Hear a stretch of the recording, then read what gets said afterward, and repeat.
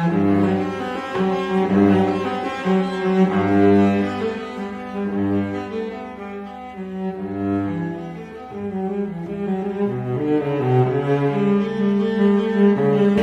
de TV Liberté, bonjour. Pour cette rubrique Je lis, donc je suis, nous avons invité un grand professeur, le professeur Xavier Martin. Bonjour monsieur. Bonjour. Vous êtes professeur émérite des facultés de droit, historien des idées politiques, grand spécialiste du XVIIIe siècle. Vous avez écrit entre autres Nature humaine et Révolution française, Régénérer l'espèce humaine, utopie médicale et des Lumières, S'approprier l'homme, un thème obsessionnel de la Révolution, Naissance du sous-homme au cœur des Lumières, les races, les femmes, le peuple, et Voltaire méconnu, enfin, qui est en quelque sorte votre livre le mieux vendu, pour ne pas dire best-seller, votre grand succès, dont c'est la 3e réédition. C'est la 4e. C'est la 4e édition, puisque cette année, mon éditeur Dominique Martin-Morin m'a fait la bonne surprise de donner une 3e édition de Nature humaine et Révolution française, mon premier livre. Une 3e édition de Voltaire méconnu dans sa version classique.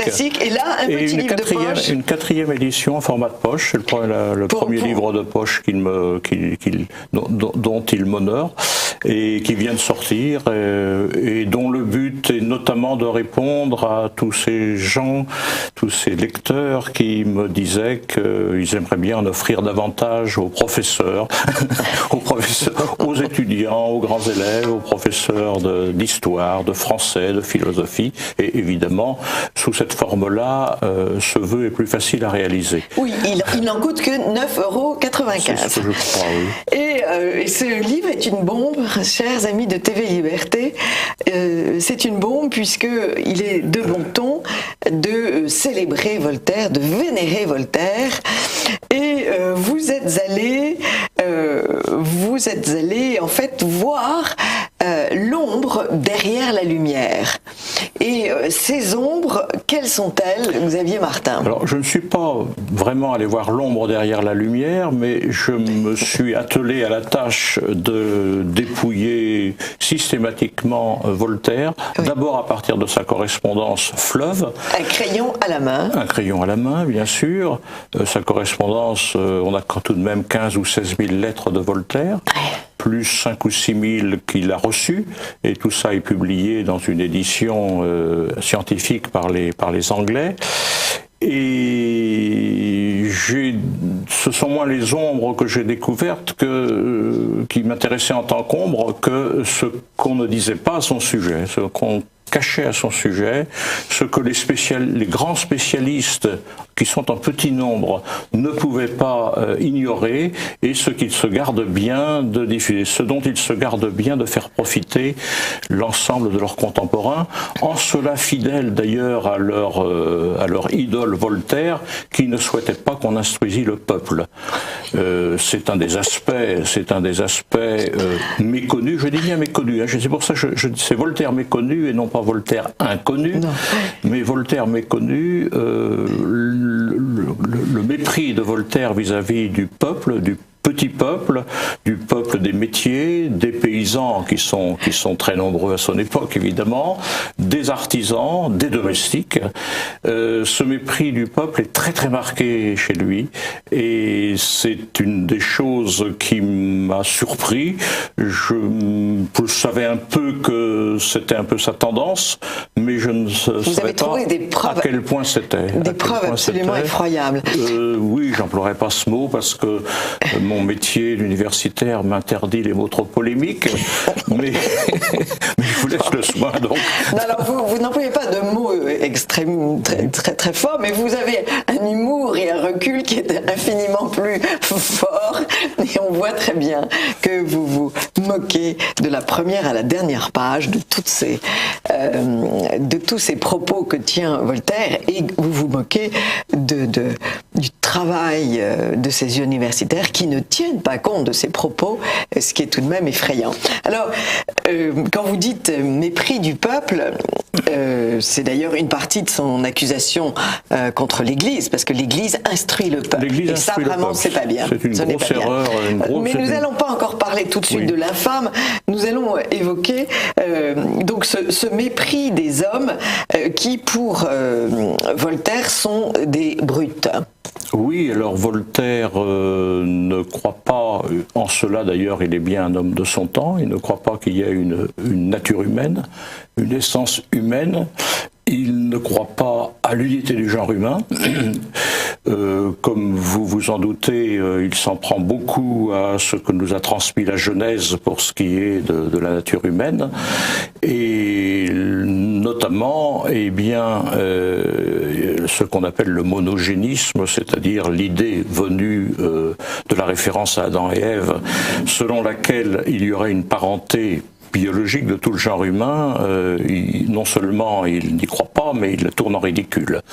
Il la tourne en ridicule et même elle suscite son ressentiment lorsqu'il s'agit d'inclure dans l'humanité les ethnies exotiques, et notamment les Africains, qui sont particulièrement maltraités par lui et considérés comme des éléments entre l'homme et la bête. Alors, pour atténuer, si je puis dire, pour relativiser cette sous-humanisation des peuples exotiques, des gens de couleur, j'ajoute que le petit peuple, et notamment le peuple paysan, donc d'Europe, qui fait l'immense masse des contemporains de Voltaire, est lui-même placé entre l'homme et la bête. Il le dit, le peuple est entre l'homme et la bête. Et ce sont des mots analogues qu'il emploie à propos des Africains. La femme aussi. Alors la femme n'est qu'une bête. La femme aussi, sous cette réserve que ça c'est une idée qui est assez répandue chez les philosophes des Lumières. La femme en tant que telle chez Voltaire, il y a des aspects d'application de ce principe aussi, mais il y a aussi dans la biographie de Voltaire des femmes intelligentes et qu'il admire. Donc, si vous voulez, sur cet aspect-là, il n'est pas le plus représentatif de l'antiféminisme, de l'anthropologie antiféminisme des Lumières. Néanmoins, par exemple, l'extraordinaire légèreté avec laquelle il aborde de temps en temps le thème du viol est tout à fait impressionnante aussi. Oui, les femmes sont responsables de ce qui leur arrive. Elles sont responsables et si elles sont violées, c'est qu'elles l'ont cherché. Ça, et Voltaire, chose qu'on ne sait pas, qu'on ne dit pas, que j'ai découverte assez tardivement, est partisan de la dépénalisation du viol. Ouais. Parce que la preuve d'une culpabilité masculine est trop difficile à établir. Et donc il est partisan de cela. Voltaire considère qu'il est impossible qu'un homme seul puisse procéder à un viol. Ceci étant, lorsqu'il a des échos de viols collectifs qui viennent des guerres à l'époque, ça le fait beaucoup rire. C'est un sujet d'amusement pour lui. Mais il rit vraiment beaucoup. Oui. Il a pour religion en fait la haine et le mépris. Ce sont ces deux moteurs. Il y a chez Voltaire, alors contrairement à ce qu'on le dit, puisqu'on fait de lui un chantre de l'humanité, il y aurait... On va traiter la question après. Pourquoi est-ce qu'il y a une telle différence? Il y a chez lui un mépris de la nature humaine qui est lié aussi à son hostilité à la Genèse, l'homme image de Dieu. Les deux sont liés. Oui. Et ce mépris de la nature humaine qui est très marqué chez lui, qui est presque peut-être un peu maladif, il se l'applique à lui-même. On sent qu'il y a une autodérision chez Voltaire qui est très marquée. Et il se qualifie, plus il avance en âge, plus il se trouve des ressemblances avec des animaux peu sympathiques, et plus il prend un malin plaisir, et le mot malin ici, dans une version qui n'est pas la version la plus anodine, il prend un malin plaisir à se tourner prenait en dérision lui-même, comme il le fait chez les autres aussi. Il y a des pages terribles sur l'homme. Et sur la femme âgée aussi, il y a des choses, oui, c'est des choses qu'on a beaucoup de mal à, enfin qu'on ne lirait pas à la télévision. Qu'on ne peut pas lire à la télévision, oui. Alors, autre catégorie de gens sur lequel il exerce sa bile et son ire, ce sont bien sûr les religieux. Les religieux, il y a bien sûr la religion catholique, avec son célèbre « Écrasons l'infâme », c'est tout de même toutes ces lettres qui se terminent par... Pendant une période, écrasons l'infâme. Oui, c'est obsessionnel. Et il dit à Madame du Défend, nous avons croupi depuis Clovis, et donc son baptême, dans la fange, excusez du peu. Et il parle de l'énorme sottise de Sainte Clotilde. Oui. Mais ce qu'il y a d'étonnant, c'est son rapport avec les autres religions, parce que il devrait donc être contre toutes les religions. Mais il y a tout de même des religions qu'il préfère à d'autres, et tout simplement pour les utiliser comme des armes contre le catholicisme. Tout à fait, c'est très clair. Donnez-nous des exemples. On a une relative, chez lui, une relative bienveillance envers l'islam, parce que l'islam peut être comparé au catholicisme, et d'une manière qui est défavorable au catholicisme dans le propos de Voltaire. Mais attention, tout ça est relatif. Il peut instrumentaliser l'islam contre le catholicisme, mais il méprise les musulmans. Complètement, il méprise, il s'en moque. Oui, il parle du gros cochon, en parlant d'un moufti. En parlant du sultan. Du sultan, oui.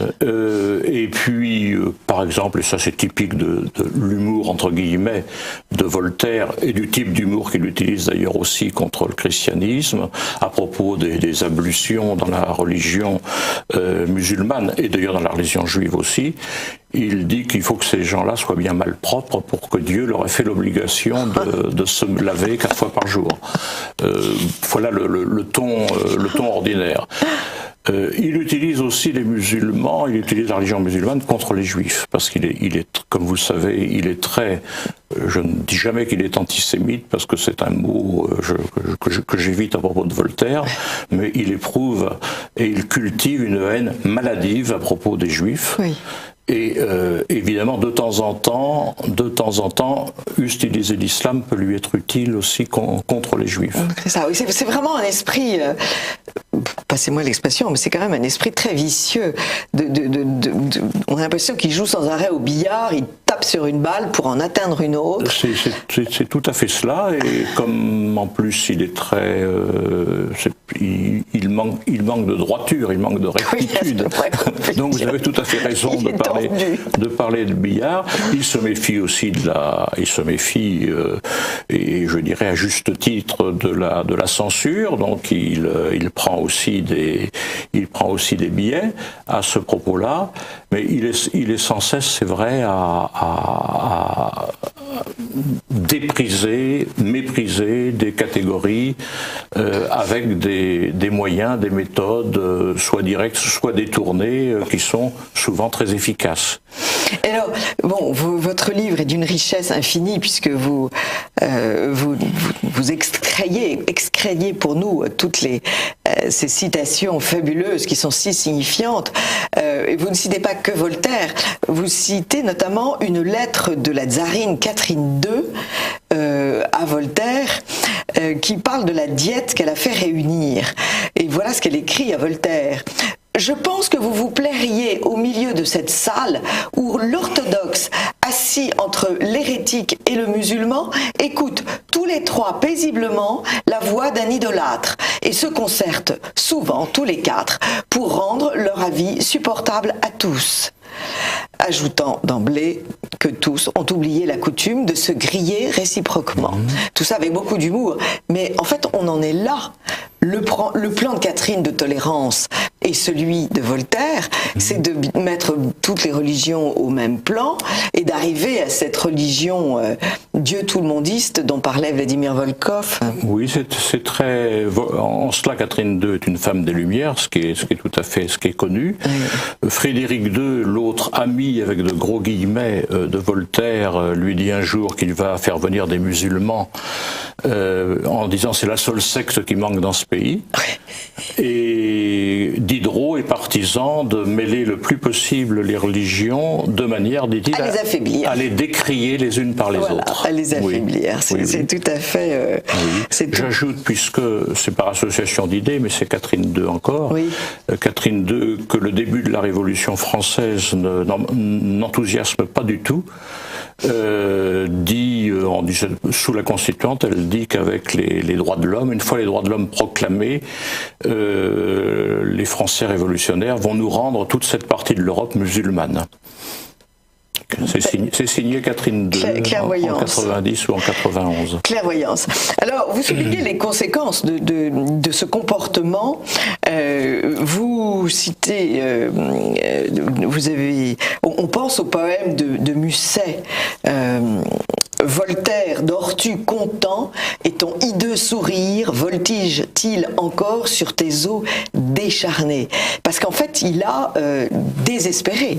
Il a désespéré. Vous parlez même de jeunes gens qui se suicident. Il y a des jeunes gens qui se suicident. Alors je ne dis pas, évidemment, d'ailleurs j'ai aucun titre à dire que Voltaire, que c'est les œuvres de Voltaire qui mènent ces jeunes gens à se suicider. Mais le fait est que sa grande amie là encore avec des guillemets, Madame du Deffand, incrimine les œuvres de Voltaire dans ce suicide. Parce que ce suicide de deux jeunes gens, je crois que c'est la veille de Noël, ce qui ajoute encore au côté symbolique et dramatique du geste.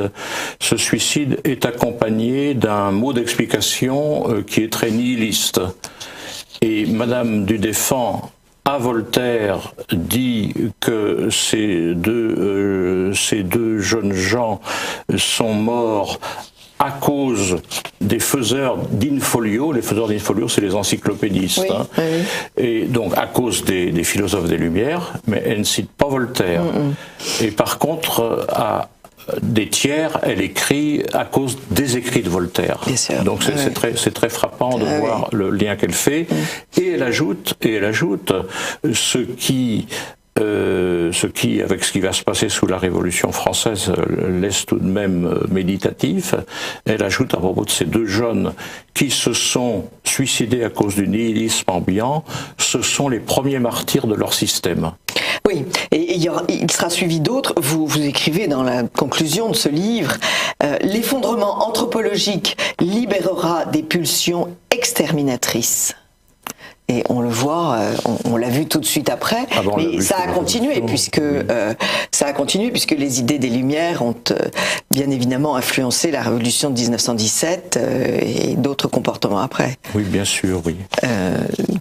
Poliakov dira, cet intellectuel très très intéressant, nommera en disant que il y aura d'autres égorgements qui se passeront. Et Poliakov est un auteur très important. C'est lui qui m'a, qui m'a mis un peu qui m'a éveillé mon attention sur ces problèmes-là, puisqu'il a publié un livre sur l'antisémitisme de Voltaire à Wagner, où il est tout à fait précurseur de toutes ces trouvailles, je dirais. Ouais. Voilà, chers amis de TV Liberté, vous voyez combien ce livre est important. Nulle part ailleurs, vous ne trouverez un Voltaire aussi complet et aussi redoutablement peint. Nous avons reçu ici Marion Sigaud qui nous avait proposé un zoom sur l'affaire Calas et deux autres affaires. Vous balayez toute la vie de Voltaire. Voltaire méconnu, un sous-titre que je vais lire tout de suite chez Dominique Martin-Morin, Aspect caché de l'humanisme des Lumières, 1750-1800, chez Dominique Martin-Morin. Et on voit que nous vivons encore aujourd'hui avec les méfaits des écrits de cet homme-là. Mais on vit avec les méfaits, oui, et puis surtout, tant que la vérité n'est pas propagée à son sujet, on reste très intoxiqué par tout cela. Si on le voyait tel qu'il a été, on pourrait se contenter d'admirer son style, qui est magnifique. Qui est magnifique, magnifique même, et ne convient pas tellement. Ce style est simple et beau dans sa pureté. Il est fluent. J'ai été très accro au style de Voltaire, jusqu'à ce que vos lumières me soient apportées, et donc j'ai vu la part d'ombre, et depuis je suis effarée qu'on continue à célébrer, enfin au lendemain des attentats boulevard Voltaire. Le boulevard Voltaire, et au lendemain des attentats, les premiers de cette année, en janvier, il fallait être voltairien et il fallait être tolérant. On se dit, mais ils se foutent de nous, ils n'ont pas lu Voltaire et ils n'ont pas lu Xavier Martin. Merci beaucoup. J'allais abonder dans votre sens, mais là je me retiens.